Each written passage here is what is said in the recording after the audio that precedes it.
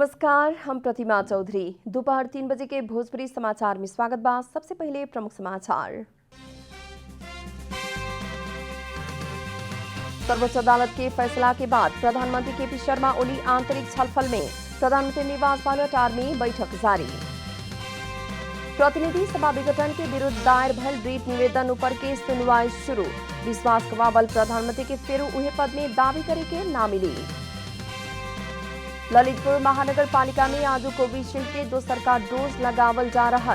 75 बरिस उम्र के ज्येष्ठ नागरिक लगाए के खोप लगावे के मिली। पश्चिम अफ्रीकी देश बुर्किना फासो में विद्रोही के आक्रमण में 11 जने की मृत्यु। विद्रोही के खोजी कार्य जारी। यूरो कप फुटबॉल अंतर्गत आज 4 गो खेल हो रहा।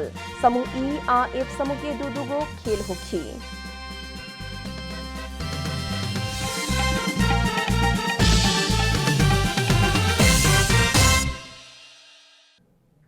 आप पूरा समाचार। सर्वोच्च अदालत के फैसला के बाद प्रधानमंत्री केपी शर्मा ओली आंतरिक छलफल में जुटल बानी। अदालत के फैसला से सत्तारूढ़ नेकपा एमाले लगायत के समग्र नेपाली राजनीति ही तरंगित बनल बा। सरकार में रहल मंत्री सबके जिम्मेवारी ना देवेला अदालत से रोक लगैला बाद की अवस्था के बारे में छलफल खातिर प्रधानमंत्री ओली अभी अपना संगे बाकी रहल मंत्री, पूर्व मंत्री आ पार्टी के स्थायी कमेटी सदस्य सबके बैठक बुलौले बानी है। बैठक अभी प्रधानमंत्री निवास बालुवाटार में जारी बाटे। कांग्रेस सभापति एवं प्रमुख विपक्षी दल के नेता शेर बहादुर देउबा लगायत विघटित प्रतिनिधि सभा के 146 सांसद से दायर कल गए निवेदनों पर संवैधानिक इजलास में सुनवाई जारी बाटे। रीट निवेदक के तरफ से बहस करत अधिवक्ता गोविंद बंदी संसद में विश्वास कवावल प्रधानमंत्री से फेरू उहे पद में दावी करे के ना मिले के बतावले बानी। अधिवक्ता बंदी राष्ट्रपति से जैसे भी केपी शर्मा ओली ही प्रधानमंत्री होके के चाही कहवला मानसिकता दिखावल बतौले बानी। राष्ट्रपति संविधान से बाहर गईल आ राजनीति में प्रवेश कईल बतौले बानी। संविधान के धारा 76 के 5 में राजनीतिक दल संबंधी आईन लागी कह के कौनो कानून में लिखल कह के सवाल कैले बानी है। वही लेखा वरिष्ठ अधिवक्ता खम बहादुर खाती प्रधानमंत्री में कांग्रेस सभापति शेर बहादुर देउबा के दावी पुगे वाला भइला पर भी दुराश्रय मनसाय के साथ प्रतिनिधि सभा विघटन कैल गए बतौले बानी। बहस करत खाती देउबा के प्रधानमंत्री नियुक्ति के परमादेश मांग भी कैले बानी है। प्रधानमंत्री केपी शर्मा ओली पहिलका बार विश्वास के मत लेहल बेरिया 93 मत ही मिल के अल्पमत के सरकार में परिणत भइला बाद संविधान के धारा 76 के 4 के लाख के 76 के 5 मुताबिक सरकार गठन के आह्वान करे वाला राष्ट्रपति के कदम के प्रति सवाल उठौले बानी। प्रधानमंत्री ओली अपना के 153 जने के समर्थन रहल दावी दल के रूप में ही भयल जिक्र करत उहाँ के सांसद के रूप में ना भइल बतौले बानी। विपक्षी 5 दलीय गठबंधन से न्यायपालिका के धमक्यावे के आ निर्वाचन आयोग के नियंत्रण करे वाला षड्यंत्र के कोशिश हो रहल आरोप लगावल गइल बा। नेपाली कांग्रेस के सभापति शेर बहादुर देउबा, माओवादी केंद्र के अध्यक्ष पुष्पकमल दाहाल, एमाले के वरिष्ठ नेता माधव कुमार नेपाल, जसपा अध्यक्ष उपेंद्र यादव आ राष्ट्रीय जनमोर्चा के उपाध्यक्ष दुर्गा पौडेल संयुक्त विज्ञप्ति निकालत निर्वाचन आयोग से राजनीतिक दल संबंधी विवाद में कानूनी व्यवस्था अनुरूप निष्पक्ष रूप में काम ना कैल कहत चिंता व्यक्त कैले बानी। स्वतंत्र न्यायपालिका के धमकी देवे के आ लोकतंत्र के मेन आधार निर्वाचन के निष्पक्षता सुनिश्चित करे के दायित्व रहल निर्वाचन आयोग के नियंत्रण करे वाला षड्यंत्र हो रहल विज्ञप्ति में उल्लेख कल गेल बा। उ लोग से केपी शर्मा ओली नेतृत्व के सरकार कोरोना संक्रमण के महामारी से जनता के सुरक्षा और राहत प्रदान करे में असक्षमता देखल गयल आरोप भी लगावल गयल बा। बाढ़, भूस्खलन और डुबान जैसन प्राकृतिक विपद व्यवस्थापन में पूर्व तैयारी के अभाव जैसन कारण से भी सरकार के अकर्मण्यता आ गैर जिम्मेवारीपन देखा पड़ल उल्लेख कल गेल बाटे। ललितपुर महानगर पालिका में आज कोविशील्ड के दोसर का डोज लगावल जा रहा बा।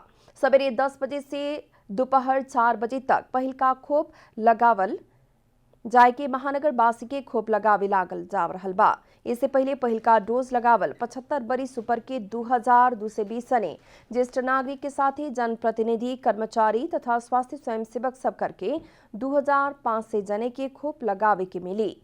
खोप लगावे वाला के संबंधित वार्ड कार्यालय के सिफारिश पहिलका डोज खोप लगावल कार्ड आ उमर खुले वाला प्रमाण पत्र समेत लेके उपस्थित होके पड़े के महानगर जनौले बा।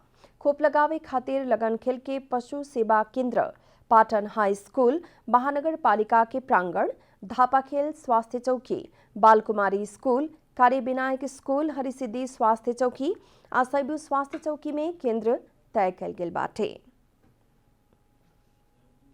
भोजपुरी समाचार में आप छोट विश्राम।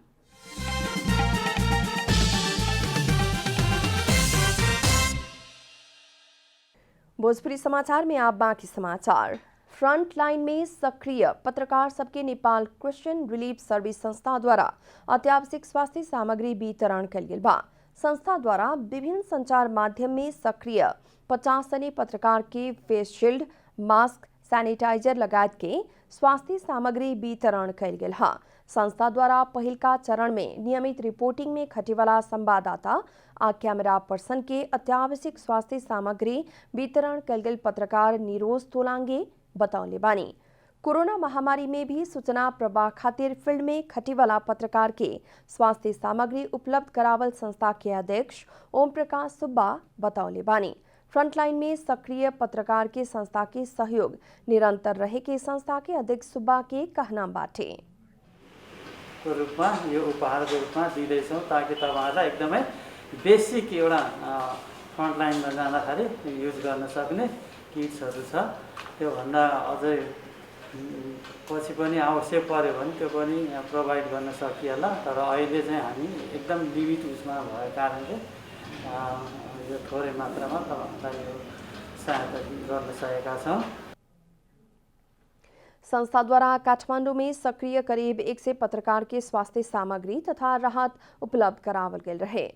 स्वास्थ्य सामग्री वितरण कार्यक्रम में उपस्थित पत्रकार सबसे नियमित रिपोर्टिंग में खटेवाला पत्रकार के सहयोग कल गेल में संस्था के धन्यवाद दिहल गेल बा।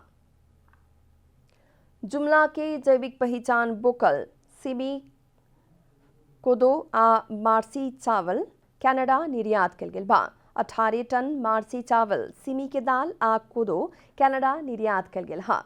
Karnali seven super food industries के कार्यकारी प्रमुख राज शाही 14 टन मार्सी चावल, 4 टन सिमी के दाल आ 1 टन कोदो निर्यात कल गेल बतौले बानी। कनाडा स्थित lime food corporation Ontario Toronto company से जुमली उत्पादन लिहल गेल हा।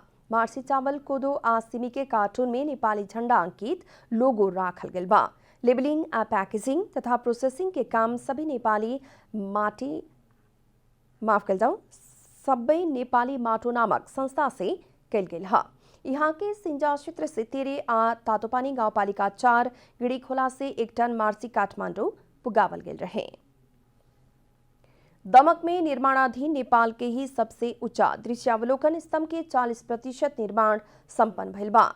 100 मीटर ऊंचा आ 18 तल्ला के ओ व्यू टावर के बेसमेंट आ तीसरका तल्ला तक के निर्माण पूरा करके चौथा तल्ला के ढलान हो रहा बतावल गेल बा। चीनिया कंपनी ZCGIEC आ ललितपुर के आशीष ओम साईराम निर्माण कंपनी द्वारा 1,56,39,39,164 रुपया में व्यू टावर निर्माण के ठेका लिहल गयल हा। कोरोना महामारी की अवस्था में भी स्वास्थ्य सुरक्षा के मापदंड अपना के तेज गति में निर्माण के काम हो रहा बा। दमक नगर पालिका 3 दापगाछी में 5 बीघा जगह में व्यू टावर के निर्माण हो रहा बा। नेपाल सरकार द्वारा एक राष्ट्रीय गौरव के आयोजना में सूचीकृत करके निर्माण कार्य तय भइल अवधि में संपन्न करेला कहते आयल बा, लेकिन कोरोना महामारी के कारण निर्माण की अवधि कुछ लंबा होके के अनुमान कइल जा रहा बा। जाजरकोट के भेरी नगरपालिका 2 के वार्ड सदस्य सुशीला नेपाली के मृत्यु भइल बा। पहाड़ से गिर के घायल भइल वार्ड सदस्य सुशीला नेपाली के इलाज खातिर अस्पताल ले जात समय निधन भइल हा। भेरी 2 डिंगा घर से बाहुन थाना स्थित वार्ड स्तरीय योजना तर्जुमा बैठक में सहभागी होके जात समय उहाँ के गिर के घायल भेल रहनी। घायल नेपाली के इलाज खातिर नेपालगंज ले जात समय रास्ता में ही उनकर मृत्यु भइल नगरपालिका के प्रवक्ता पार्वती बिक बतौले बानी। अब आर्थिक समाचार।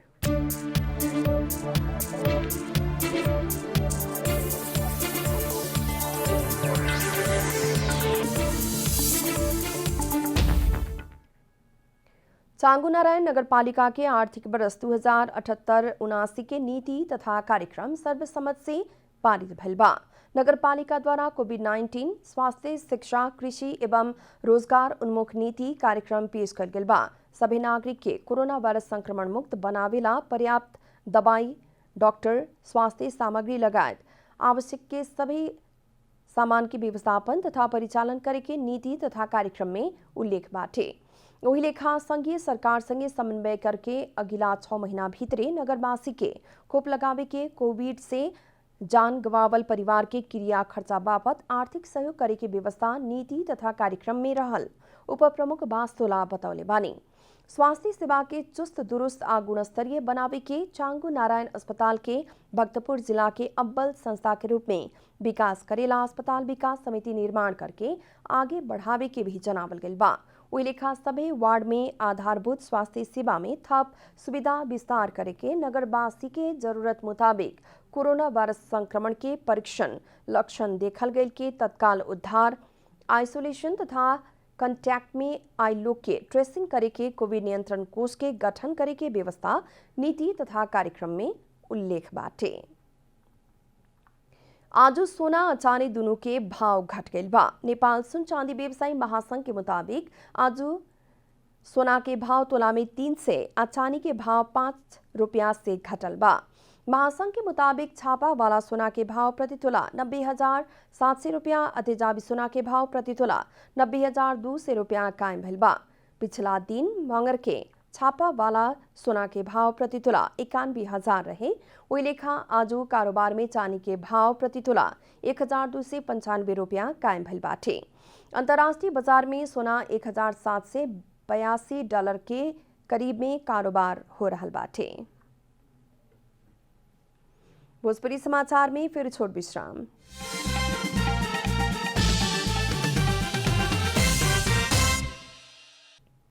भोजपुरी समाचार में अब अंतर्राष्ट्रीय समाचार।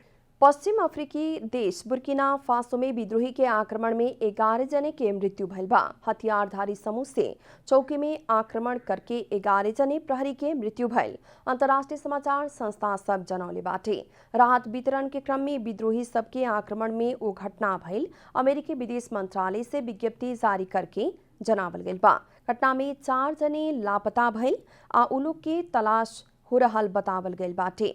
आक्रमण के कोनो भी समूह से जिम्मा ना लेहला पर भी विद्रोही के तलाश हो रहल उहाँ के सरकार जनौले बा। सन 2015 के बाद बुर्किना फासो से अलकायदा आ ISIL संगे संबंधित विद्रोही लड़ाकू सबके सामना करे के पड़ रहल बा। ओ आक्रमण में अभी तक 1,400 से बेसी के मृत्यु हो चुकल सरकारी अधिकारी सबके कहनाम बा। विद्रोही के हिंसात्मक आक्रमण के कारण विस्थापित भइल मध्य करीब 84% महिला आ बाल बालिका रहल बतावल गइल बा। आप खेलकूद समाचार।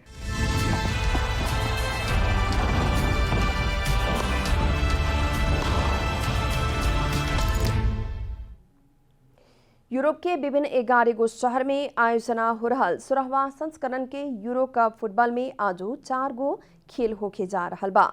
यूरो कप में आज समूचरण के अंतिम 4 खेल होखी, जेमे समूह ई आ समूह एफ के 2-2 गो खेल होखी। समूह ई में रहल स्पेन से आज रात स्लोवाकिया संगे भिड़ंत करे के पड़ी। सेविया में होके वाला स्पेन और स्लोवाकिया बीच के खेल रात के 9:45 बजे से शुरू होगी। यह समूह के दोसर का खेल में स्वीडन और पोलैंड के बीच भिड़ंत होगी। दोनों टोली बीच के खेल रात 9:10 बजे शुरू होगी। समूह एफ अंतर्गत पोर्चुगल से फ्रांस संगे भिड़े के पड़ी। साबिक विजेता पोर्चुगल और फ्रांस बीच के खेल रात 1:15 बजे से शुरू होगी। यह समूह के दोसर का खेल में जर्मनी से हंगेरी के साथ खेलल जाए। जर्मनी या हंगेरी बीच के खेल रात 1:15 बजे ही शुरू होगी। अंत में प्रमुख समाचार फिर एक बेर। सर्वोच्च अदालत के फैसला के बाद प्रधानमंत्री केपी शर्मा ओली आंतरिक छलफल में, प्रधानमंत्री निवास बालुवाटार में बैठक जारी। प्रतिनिधि सभा विघटन विरुद्ध दायर भयल रिट निवेदन ऊपर के सुनवाई शुरू। विश्वास करावल प्रधानमंत्री के फिर उही पद में दावी करे के ना मिली। ललितपुर महानगर पालिका में आज कोविशील्ड के दोसरका डोज लगावल जा रहा। 75 वर्ष उम्र के ज्येष्ठ नागरिक लगायत के खोप लगावे की मिली। पश्चिम अफ्रीकी देश बुर्किना फासो में विद्रोही के आक्रमण में 11 जन की मृत्यु। विद्रोही के खोजी कार्य जारी। यूरो कप फुटबॉल अंतर्गत आज 4 गो खेल हो रहा। समूह ई आ एफ समूह के 2 गो खेल होखी।